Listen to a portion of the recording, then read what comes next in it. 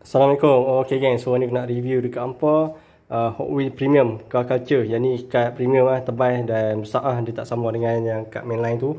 Kat sini pun boleh tengok. Yang ni Toyota Subaru Forester STI kad premium. Rear riders ada 5 dia ada 5 biji Toyota, dia ada geng dia. Lepas tu metal. Body besi, base besi, tayar getah. Okay, so ni base dia 2004 Subaru Forester STI. Okay, yang ni dia ada geng-geng dia juga. Dia ada Skyline Pandem, dia ada Mercedes-Benz, Skyline GTR. Lepas tu ada Nissan Seat 80, yang ni lawa ni. Lepas tu Forester. Yang Forester ni dia punya cat biru dia macam Subaru punya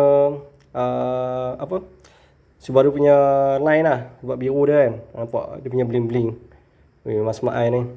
Okay, so siapa minat kereta ni, aku letak link kat atas ni. Apa boleh dapat lah. Sebab harga pun tak ada lah main mana yang ni.